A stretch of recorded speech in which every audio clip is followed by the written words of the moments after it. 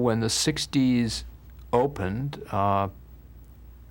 in the southern states, blacks were disenfranchised.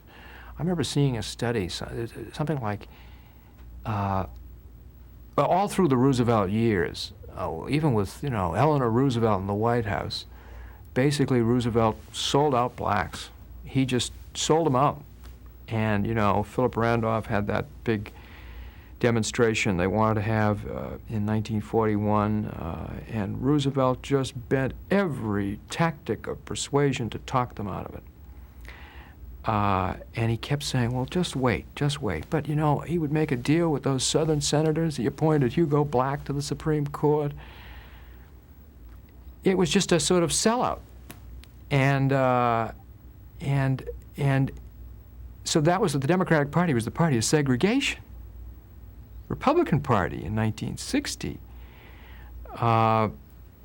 I remember an interview with Martin Luther King's father at the time, and he looked favorably on Nixon. Eisenhower had belatedly sent the troops to Little Rock after all, but the segregation party was the Democratic Party. That was the party that John Kennedy's base in the 1960 election was Alabama, Mississippi, Tennessee, Georgia, Texas. And that changed. This segregation party somehow just adapting really to impulses generated in the society and from the Freedom Riders and others, changed under the force of circumstances. And suddenly you had a party sort of changing and coming over on the civil rights. That was a revolution. Politically, of course, for blacks it was far more important, but just for the Democratic Party, it was a revolution. Segregationists, racists went to the Republican Party, and they've been there ever since, exercising a kind of negative force on that party. So that was a major change of the 60s, the juridical revolution brought about by the civil rights movement and the political revolution brought about by the Democratic Party in coming over on the race issue, in formulating the Civil Rights Act, and codifying the Second American Revolution, putting it in law, the second Reconstruction, if you will. That is a lasting achievement.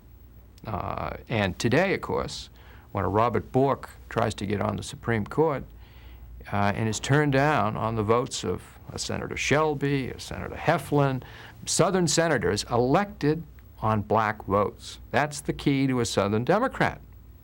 This was just a Southern Democrat elected on black votes? Come on. So that keeps a Robert Bork off the Supreme Court. Of course, it gets an Anthony Kennedy. I'm not sure if that's... But the point is, Bork was rejected on race grounds. That was the key force that brought those Southern senators around. They heard from their constituents that this guy took a dark view of civil rights. He had written a controversial article saying it was odious to make a man grant equal accommodations in his restaurant or motel. So that was an odious violation of his liberty. Well, who cares about his liberty? His liberty to be a pig? It was perverse. And it was something, and that showed how lasting, even in the Reagan years, at the high tide of the Reagan years, this legacy of the 60s was. The twin legacies, that the consensus of this country is for civil rights, and two, that the Democratic Party is now the party of Lincoln, if you will, to black Americans, and their power is felt. Maybe not among Northern senators so much, but certainly at these Southern senaters then. That was an important moment.